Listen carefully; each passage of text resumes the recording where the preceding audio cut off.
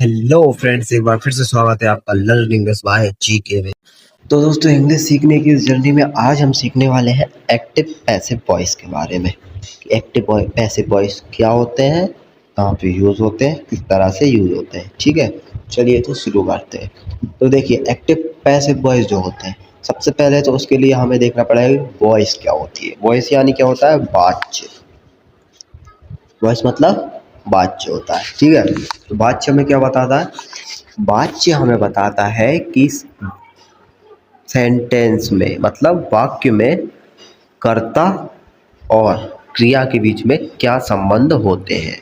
ठीक है, मतलब सब्जेक्ट और वर्ब के बीच में क्या रिलेशन है। ठीक है, तो हमारे जो वॉइस होते हैं वो दो प्रकार के होते हैं। कौन कौन से, एक्टिव वॉइस और पैसिव वॉइस।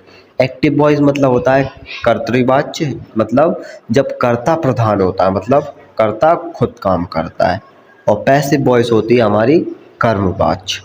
कर्मवाच्य में जब कर्म प्रधान होता है, मतलब जब कर्म पर क्रिया की जाती है, मतलब ऑब्जेक्ट प्रधान होता है। ठीक है, तो दोस्तों देखिए, एक्टिव पैसिव सीखने से पहले हम कुछ प्रोनाउंस को सीख लेते हैं, क्योंकि हमारी जो प्रोनाउंस हैं वो बदलती हैं एक्टिव वॉइस में, पैसिव वॉइस में।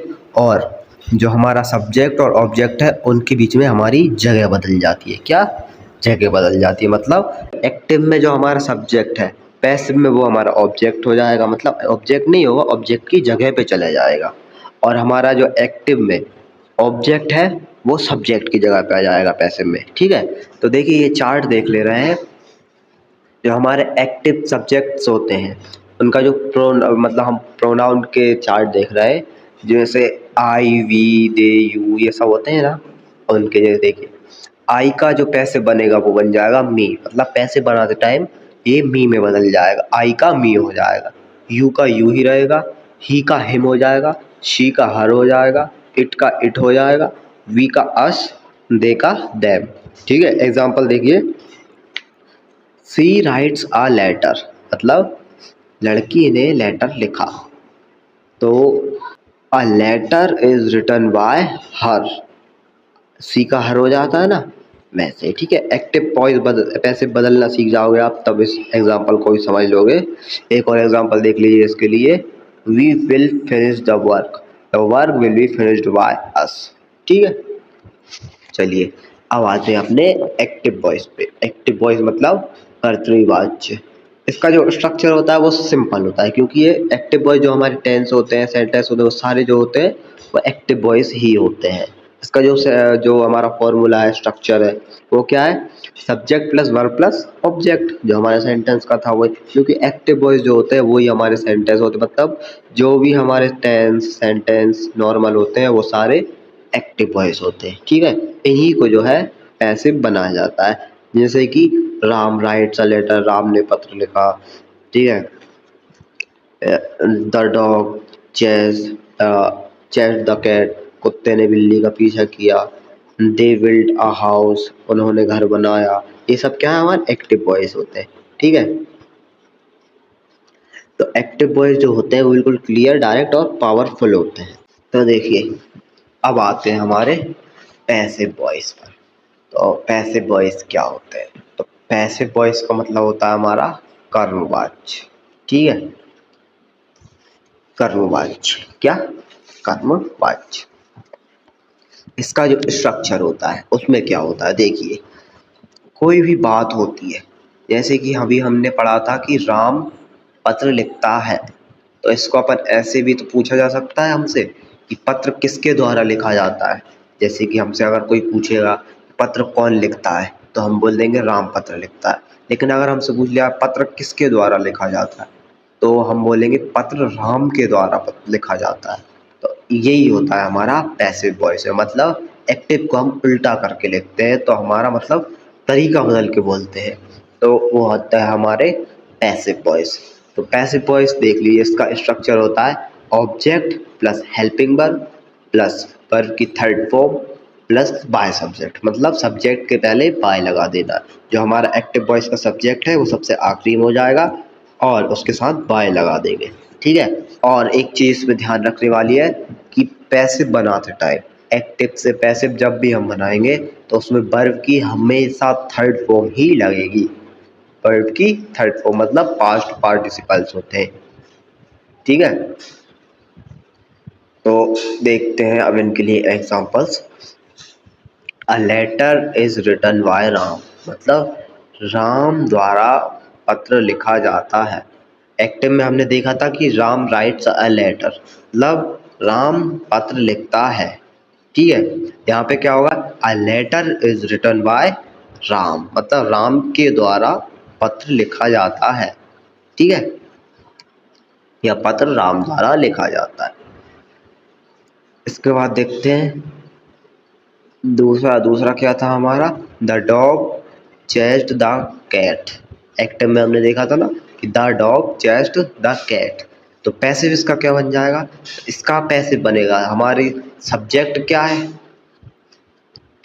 हमारा ऑब्जेक्ट क्या है कैट और सब्जेक्ट क्या है डॉग, ठीक है। तो हमारा जो ऑब्जेक्ट है वो सब्जेक्ट की जगह पर जाएगा, तो द कैट, इसके बाद वॉज लग जाएगी इसकी हेल्पिंग वर्ब, ठीक है। The cat was chased by the dog, हमारा सब्जेक्ट द डॉग था, ठीक है, और उसके साथ हमने लगा दिया बाय, बाय लगता है, ठीक है। तो ये हो गया the cat was chased by the dog, ठीक है। दे बिल्ट अ हाउस, दूसरा देखते हैं, दे बिल्ट अ हाउस, इसका क्या बन जाएगा, हमारा यहाँ पे ऑब्जेक्ट है हाउस और सब्जेक्ट है दे, ठीक है। तो हमारा जो सब्जेक्ट होता है वो ऑब्जेक्ट की जगह चला जाता है और ऑब्जेक्ट सब्जेक्ट की जगह पे आ जाता है, तो दे का क्या हो जाता है, देम हो जाता है, ठीक है। तो इसका क्या बन जाएगा, a house was built by them, ठीक है, ठीक है। एक्टिव पैसिव वॉइस समझ में आएगा। इसके बाद मैं बताता हूँ आपको हेल्पिंग वर्ब का यूज।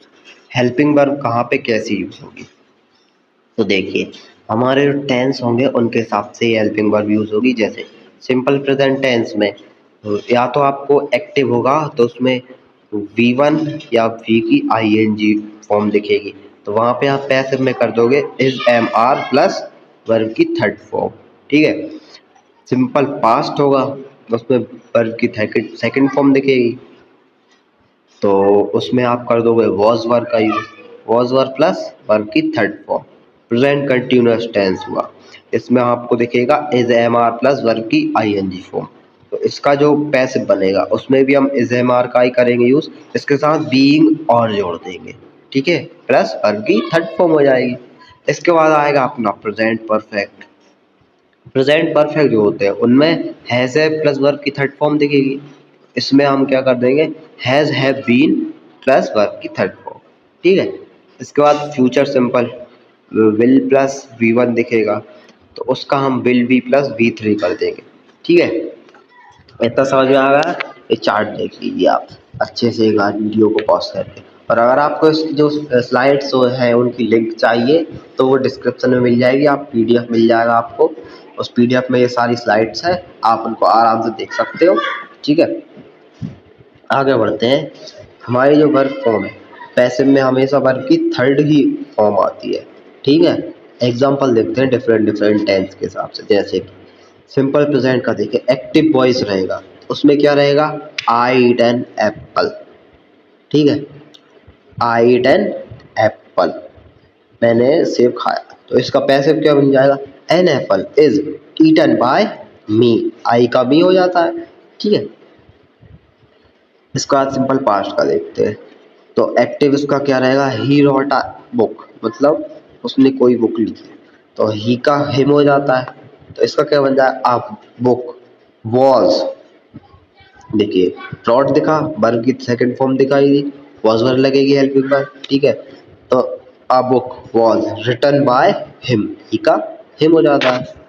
इसके बाद आते हैं अपन प्रेजेंट कंटिन्यूअस टेंस में, तो प्रेजेंट कंटिन्यूअस टेंस में जो हमारा एक्टिव वॉइस रहेगा वो क्या रहेगा, सी इज क्लीनिंग द रूम, मतलब लड़की या वह लड़की बोल सकते हैं हम, सी है, वह कमरा धो रही है या साफ कर रही है, तो इसका क्या बनेगा, तो हमारा यहाँ पे ऑब्जेक्ट है द रूम, तो पैसे बनाएंगे तो हमारा ऑब्जेक्ट सब्जेक्ट बन जाएगा, सबसे पहले रूम आ जाएगा, तो द रूम इज वी, देखिए ही इज मतलब she is cleaning, is am are था और वर्ब की आई एन जी फॉर्म थी, तो इसे हम क्या लगाते हैं, इज एम आर ही रहने देते हैं और बीइंग लगा देते हैं और साथ में वर्ब की थर्ड फॉर्म।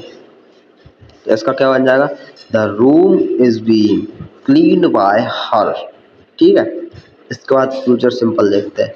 तो एक्टिव इसका क्या होगा, we will finish the work. इसका क्या बन जाएगा, द वर्क विल बी, यहाँ पे हमारा विल था, वर्ब की फर्स्ट फॉर्म थी, तो हम क्या लगाते हैं, विल बी प्लस वर्ब की थर्ड फॉर्म लगाते हैं पैसिव में। तो इसका पैसिव क्या बन जाएगा, the work will be finished by us. We का अस हो जाता है चार्ट में देखा।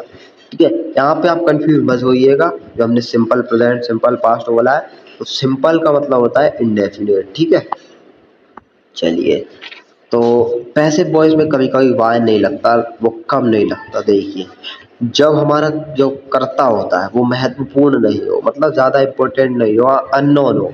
जब हमारा कर्ता अननोन होता है तब हम वाई हटा देते हैं। जैसे कि someone stolen my bag, someone stole my मतलब किसी ने मेरा बैग चुरा लिया, किसी ने मेरा बैग चुरा लिया। अननोन व्यक्ति ने चुराया मतलब हम उसको जानते नहीं, किसी का पता नहीं है, अननोन है व्यक्ति। तो इसका क्या बन जाएगा, माय बैग। इसका ऑब्जेक्ट क्या था एक्टिव में, माय बैग था, यहाँ पे वो सब्जेक्ट बन गया। ठीक है, तो क्या बन गया, माय बैग वॉज स्टॉलन। ठीक है, वर्ब की थर्ड फॉर्म लग जाएगी, माय बैग वॉज स्टॉलन, मतलब अननोन व्यक्ति ने करा था, तो वाई भी हट गया और सब्जेक्ट था ही, अब सब्जेक्ट हमारा अननोन था तो हमने सब्जेक्ट भी हटा दिया, तो सब्जेक्ट हटा तो वाई भी हट गया। ठीक है, एक और देखते हैं, people speak English world wide, मतलब लोग दुनिया भर में इंग्लिश बोलते हैं। इसका क्या बनेगा, English is spoken, English is spoken world wide, मतलब दुनिया भर में इंग्लिश बोली जाती है। ठीक है,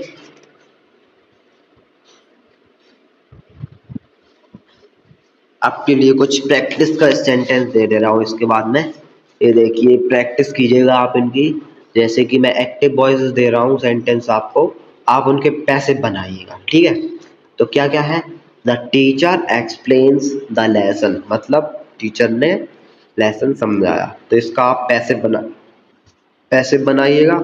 ठीक है, ये हमारा प्रेजेंट सिंपल का प्रेजेंट इंडेफिनिट का वाक्य। ठीक है, दूसरा है they are building a house, they are building a house, ये कंटिन्यूअस का टेंस है। चार्ट देख के हेल्पिंग वर्ब जरा ध्यान से लगाइएगा। ठीक है, इसका बनाइएगा। इसका बाद तीसरा है हमारा he has done his work, he has done his work, ये परफेक्ट का टेंस है, आप चार्ट में देख के हेल्पिंग वर्ब ठीक से लगाइएगा। इसके बाद देखते हैं एक और, the manager will review the report. ठीक है, इसका बनाइएगा आप पैसिव, इन चारों टेंसेस के आप पैसिव बनाइएगा, मुझे भेजिएगा कमेंट बॉक्स में, आप मुझे कमेंट में बता दीजिए। ठीक है, चलिए इसके बाद आते हैं अपन इसके कंक्लूजन मतलब सारांश पर। तो हमारे जो एक्टिव वॉइस होते हैं वो क्या होते हैं, डायरेक्ट होते हैं, फास्ट होते हैं और क्लियर होते हैं। और पैसिव वॉइस क्या होता है, पैसिव वॉइस हमारा फोकस ऑन ऑब्जेक्ट, मतलब ऑब्जेक्ट और एक्शन पे, मतलब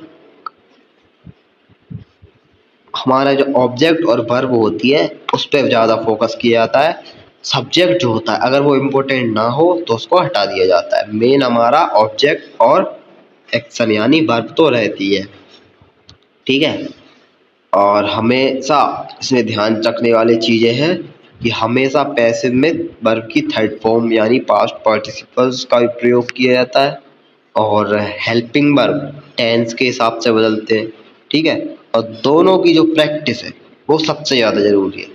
दोस्तों प्रैक्टिस के बिना कुछ भी नहीं आएगा, आप सीख लोगे, आज सीखोगे कल भूल जाओगे अगर आपने प्रैक्टिस नहीं की तो इसी के साथ मैं विदा लेता हूँ आपसे, मिलते हैं अगली वीडियो में। वीडियो अगर आपको पसंद आई है तो वीडियो को लाइक ज़रूर करें और एक प्यारा सा कमेंट जरूर छोड़ के जाएं। चैनल को सब्सक्राइब करना बिल्कुल ना भूलें। धन्यवाद।